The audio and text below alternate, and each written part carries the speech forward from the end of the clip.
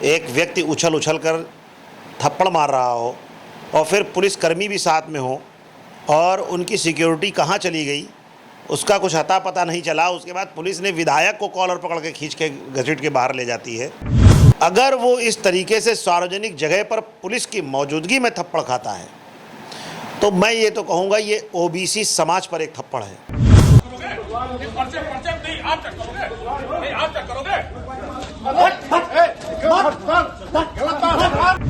ये थप्पड़ मारने वाला व्यक्ति सिराज नाम का होता या शहाबुद्दीन नाम होता या उसका नाम हमारा ताहिर होता तो उसके घर पे बुलडोज़र चल रहा होता। जब आप अपने विधायक की हिफाजत नहीं कर सकते तो मैं तो कहता हूं योगी जी से भी कि उत्तर प्रदेश में आपका विधायक जब सुरक्षित नहीं तो आप इस्तीफ़ा दीजिए। तो एक माफ़ी का वीडियो आ जाएगा, माफ़ करने का वीडियो आ जाएगा, 90% आप देखिएगा इस पर लीपापोती होगी, इस पर कोई कार्रवाई नहीं होगी। अब विधायक जी अपने ऊपर उस थप्पड़ का बदला किस तरीके से लेना चाहते हैं तो ये विधायक जी के ऊपर है। उन्होंने एक वीडियो में कहा तो ज़रूर है कि इसका खमियाजा भुगतना पड़ेगा। जब विधायक जी इतने दिन में मुकदमा नहीं लिखा पा रहे हैं तो कौन सा खमियाजा भुगतवा देंगे? वो सिंह साहब है ना, वो मोहम्मद अहमद नहीं है। अगर ये होते तो कठोर कार्रवाई ना होती, ठोर कार्रवाई होती, घुसा देने वाली कार्रवाई होती। आप उस वक्त एमएलए होते और आपके साथ इस तरह की घटना घट जाती और इतने सुरक्षाकर्मी आपके पास लगे होते तो आप क्या कदम उठाते, क्या करते उसमें? मैं तो एक्शन का रिएक्शन देता। अगर कोई सुरक्षाकर्मी हमारी सुरक्षा नहीं कर पा रहा तो हम अपनी आत्मरक्षा के लिए टीट फॉर टैट जिस तरीके से मुख्यमंत्री के जात का व्यक्ति थप्पड़ मार रहा है तो इससे आप जान सकते हैं कि सैया भैया कोतवाल तो डर काहेगा। इस खबर के प्रायोजक हैं अल फहद टूरिज्म लखनऊ, जहां मौलाना एजाज अहमद नदवी लेकर आए हैं अल फहद टूरिज्म नाम से उम्राह और हज जाने वालों के लिए कम दामों में बेहतर सुविधाएं, जैसे 50,000 रुपये में उम्राह करें और बगदाद तुर्की जैसी जगहों की जियारत। तो इन मशहूर जगहों पर जाने व अधिक जानकारी के लिए संपर्क करें। हमारा संपर्क सूत्र है 9519048805 और हमारा दूसरा संपर्क सूत्र है 8840521040। साथ ही हमारा पता है हुसैनगंज रिजेंसी टावर लखनऊ।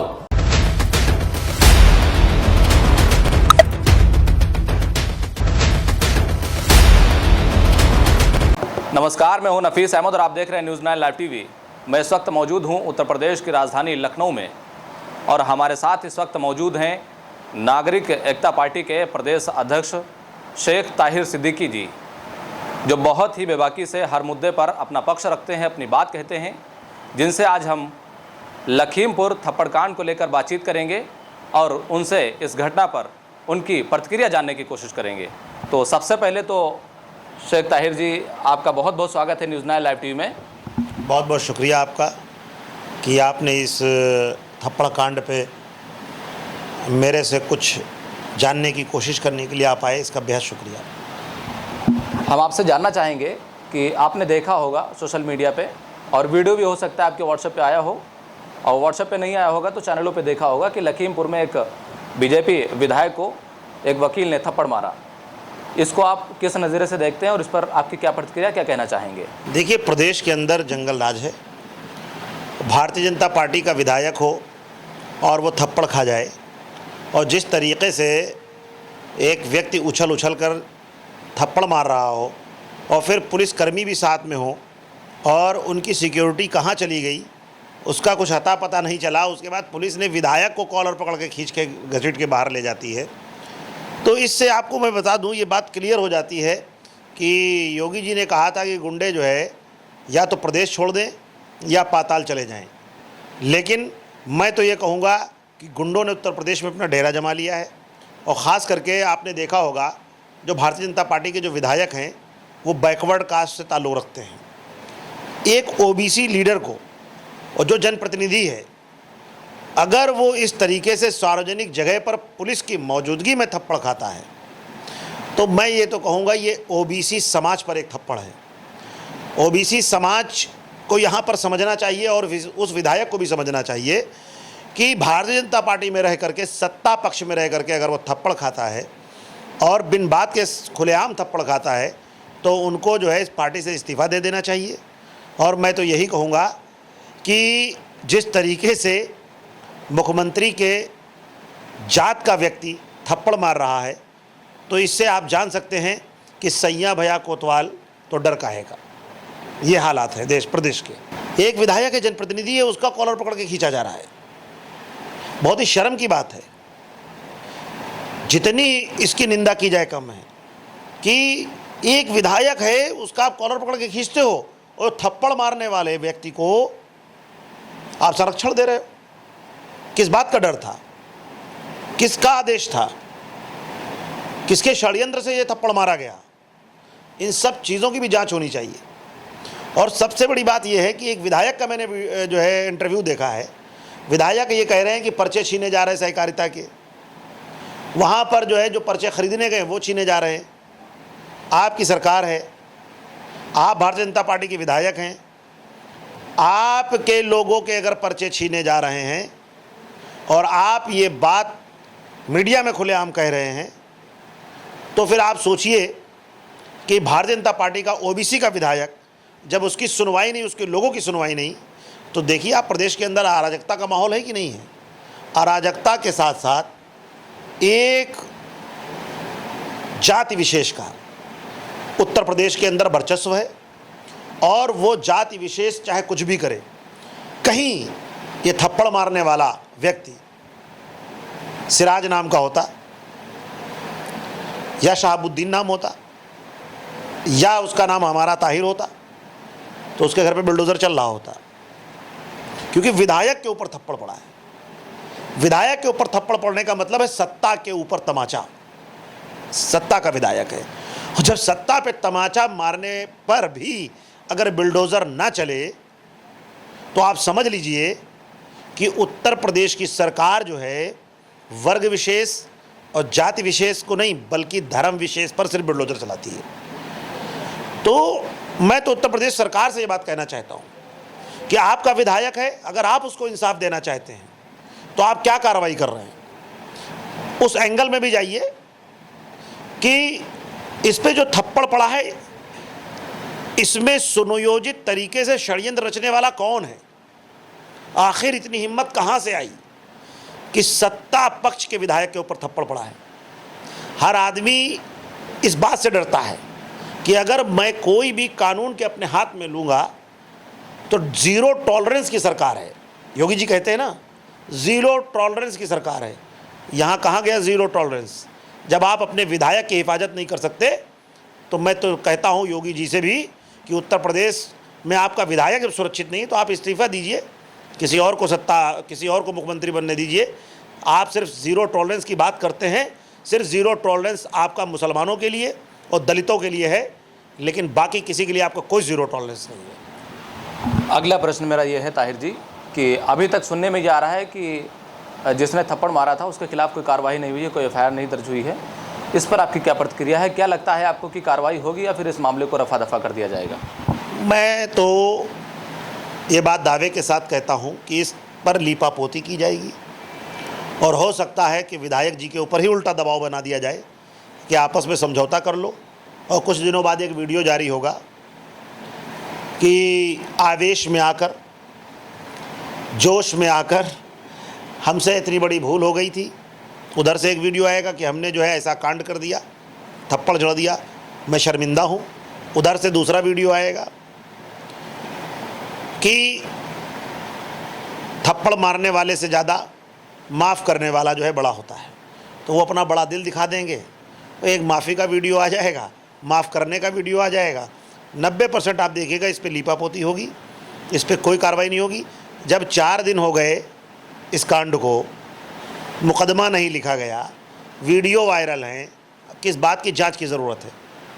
खुलेआम एक व्यक्ति विधायक आ रहा है, दूसरा व्यक्ति दौड़ते हुए आता है, उछल करके पीटी ऊषा बन जाता है और उछल के मारता है।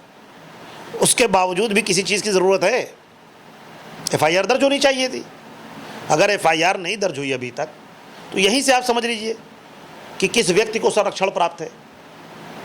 ओबीसी का विधायक है, उसको कोई संरक्षण नहीं है अपनी सरकार का, अपनी सत्ता का, लेकिन दूसरा व्यक्ति सजाती है ना सीएम साहब का, इस वजह से उसको संरक्षण प्राप्त है। मुझे नहीं लगता कोई कार्रवाई होगी। अगर इसमें कोई कार्रवाई नहीं होती है और विधायक जो हैं इस बात को लेकर के गंभीर हैं कि कार्रवाई होनी चाहिए, तो विधायक को क्या कदम उठाना चाहिए आपकी तरफ से? इस पर कोई प्रतिक्रिया, कुछ कहना चाहेंगे? देखिए, विधायक जी थप्पड़ खाए हैं, आप विधायक जी ही समझें कि इस पर वो क्या करेंगे। हम लोग एक सोशल होने के नाते, राजनीतिक होने के नाते, एक जनप्रतिनिधि समाज का व्यक्ति होता है और उस समाज के व्यक्ति को अगर सरेआम थप्पड़ मारा जाए तो ये शर्म की बात है।